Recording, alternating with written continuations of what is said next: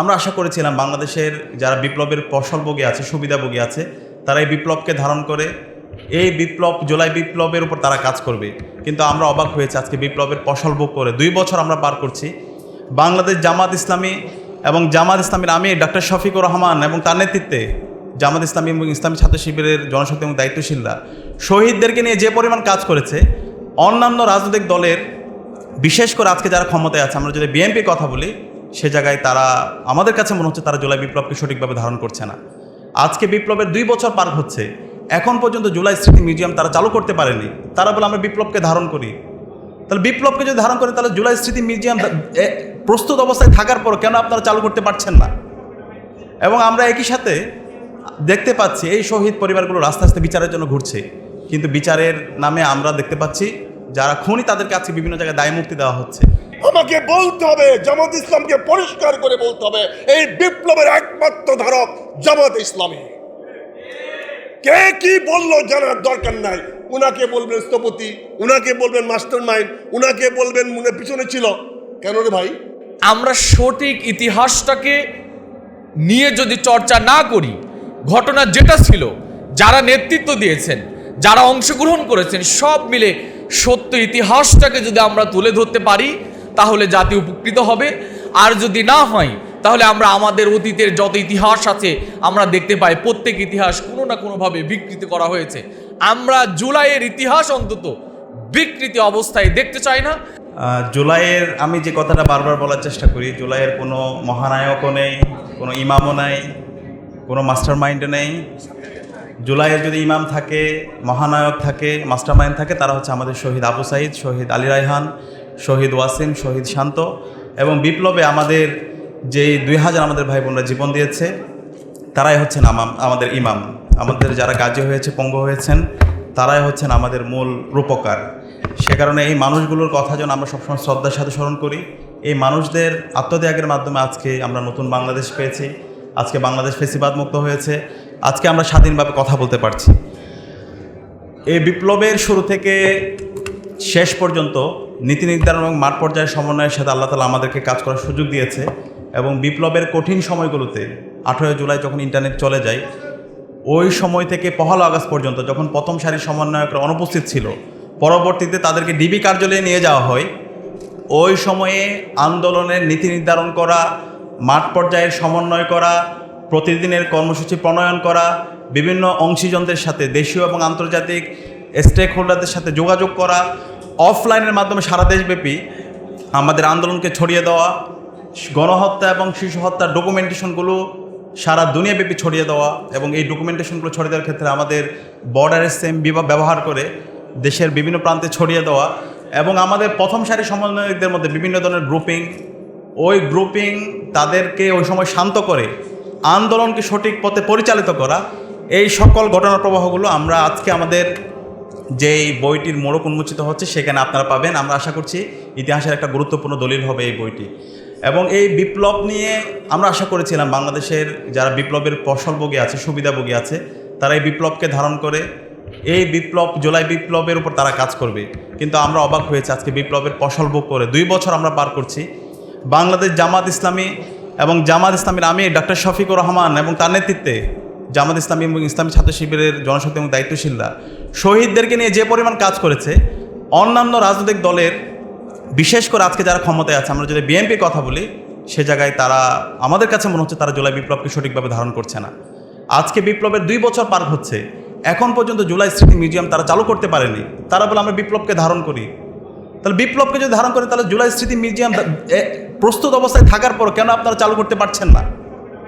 এবং আমরা একই সাথে দেখতে পাচ্ছি এই শহীদ পরিবারগুলো আস্তে আস্তে বিচারের জন্য ঘুরছে, কিন্তু বিচারের নামে আমরা দেখতে পাচ্ছি যারা খুনি তাদেরকে আজকে বিভিন্ন জায়গায় দায় মুক্তি দেওয়া হচ্ছে, এবং তাদেরকে সচিবালয় থেকে শুরু করে বিভিন্ন শিক্ষা প্রতিষ্ঠানে, বিভিন্ন দপ্তরে, অধিদপ্তরে তাদেরকে পুনর্বাসন করা হচ্ছে। আজকে বাংলাদেশ জামাত ইসলামী যে কাজটা করছে সেটা রাষ্ট্রের দায়িত্ব। রাষ্ট্র ব্যর্থ হয়েছে।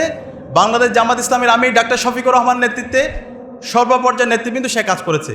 আমি আজকে স্যালুট জানাই বাংলাদেশ জামাত ইসলামীর ডাক্তার শফিকুর রহমানকে। তিনি বয়সে বৃদ্ধ হইতে পারে, কিন্তু তরুণ। প্রত্যেক শহীদ পরিবারের কাছে তিনি গিয়েছেন। শহীদ পরিবারকে তিনি নিজের পরিবার হিসেবে তিনি গ্রহণ করে নিয়েছেন। বিপ্লবের পরে শহীদ পরিবারের স্মৃতিগুলো নিয়ে, শহীদদের আকাঙ্ক্ষার কথাগুলো নিয়ে স্মারক বের করেছেন, প্রায় 11 খণ্ডের স্মারক। সেটা ইংরেজিতে অনুবাদ হয়েছে, সেটা আরবিতে অনুবাদ হয়েছে, এবং সারা দুনিয়াব্যাপী আজকে জুলাই বিপ্লবের কথা, গণহত্যার কথা, সেটাগুলো ছড়িয়ে পড়েছে। এবং সেটা হচ্ছে আজকে পার্মানেন্ট কাজ। এবং ঈদের সময় প্রত্যেক শহীদ পরিবারের জন্য তিনি উপহার পাঠিয়েছেন, কুরবানির জন্য উপহার পাঠিয়েছেন। তা আমরা আশা করব বাংলাদেশ জামাত ইসলাম যেভাবে জুলাই বিপ্লবকে ধারণ করছে, ডক্টর শফিকুর রহমানের নেতৃত্বে দায়িত্বশীল এবং জনশক্তির যেভাবে জামাত ইসলামী শহীদ পরিবারের ধারে ধারে যাচ্ছে, আমরা আশা করব বিপ্লবের সুবিধাভোগী অন্যান্য যারা আছে তারা শহীদদের আকাঙ্ক্ষা ধারণ করবে এবং এই গণভোটের জনরায়কে বাস্তবায়ন করে একটা ইনসাফের বাংলাদেশ বিনির্মাণ করার জন্য তারা কাজ করবে। এই উদাত্ত আহ্বান জানিয়ে আমি আমার কথা এখানে শেষ করছি। আসসালামু আলাইকুম রহমতুল্লাহ। আমরা সবাই বলছি আমরা এই কৃতিত্ব নিব না, তাহলে এটা কার? কে করলো? যে মরে গেল সে করলো? কিন্তু এটা একা ইন্ডিভিজুয়াল একটা জায়গায় দাঁড়িয়ে আত্মত্যাগ করেছে, তাকে ত্যাগের জন্য ডাক দিল কে? এই প্রশ্নে সুরাহা করতে হবে। এই সন্তানের পিতার দাবি কাউকে না কাউকে করতে হবে। কেউ মানলো কি মানলো না সেটা দেখার বিষয় না। আমাকে বলতে হবে, জামাত ইসলামকে পরিষ্কার করে বলতে হবে, এই বিপ্লবের একমাত্র ধারক জামাত ইসলামী। কে কি বললো জানার দরকার নাই। উনাকে বলবেন স্থপতি, উনাকে বলবেন মাস্টার মাইন্ড, উনাকে বলবেন মনে পিছনে ছিল। কেন রে ভাই? আমরা তো ভিলেনকে চিনি, রাবণকে তো আমরা চিনি। রাবণ শেখ হাসিনা আজকে এখনো কথা বলে, আর এই রাবণের যে পতনের পরে যিনি ভাগিদার হয়েছেন, যিনি হালুয়া রুটি খাচ্ছেন, তিনি কিছু বলেন না। তিনি বলেন আগামীকালকে নাকি শেখ হাসিনার বক্তব্য ভারতে বসে দিলে সম্পর্ক নষ্ট হবে ভারতের সঙ্গে, ভাসুরের সঙ্গে সম্পর্ক নষ্ট হবে।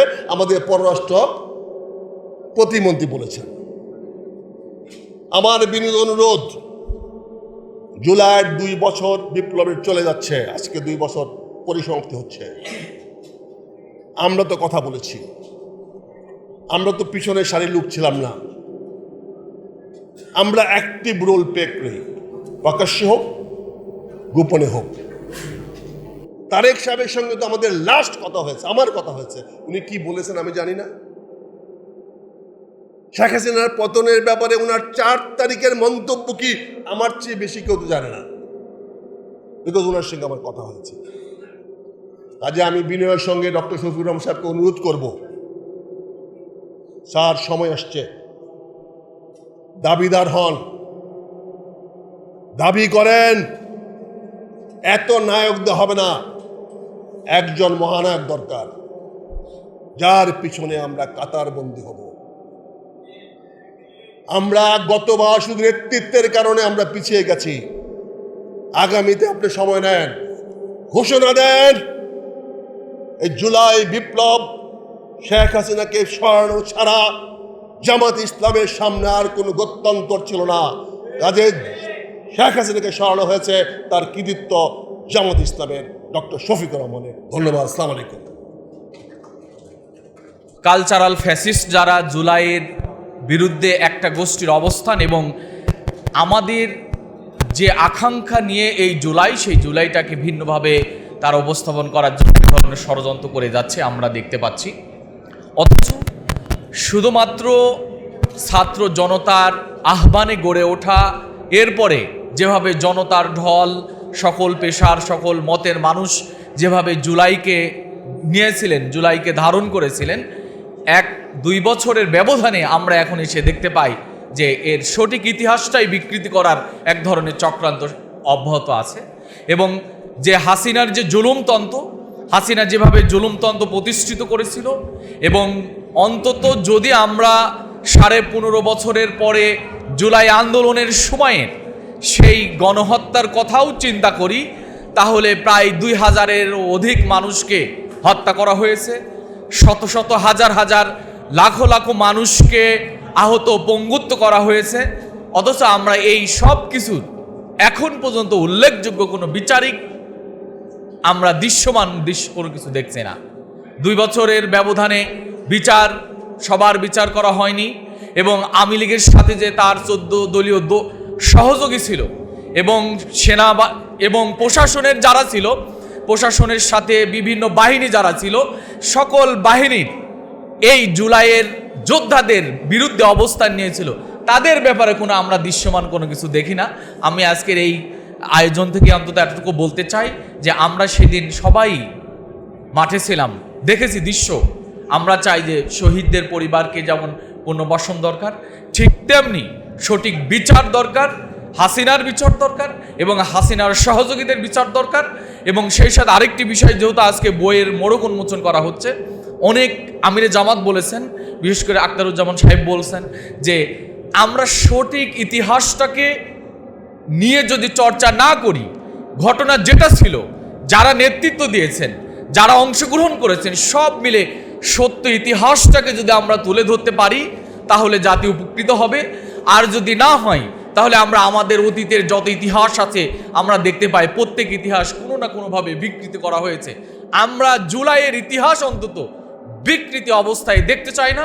জুলাইয়ের সত্যি ইতিহাস উম্মার কাছে, জাতির কাছে তুলে ধরতে চাই। এজন্য ওয়ান ইনিশিয়েটিভের যে চমৎকার এই আয়োজন, আমরা তার জন্য আমাদের পক্ষ থেকে সহযোগিতা সবসময় অব্যাহত থাকবে এবং তাদের প্রতিও রিকোয়েস্ট থাকবে চমৎকার এই ধরনের আরও উদ্যোগ তারা গ্রহণ করবেন।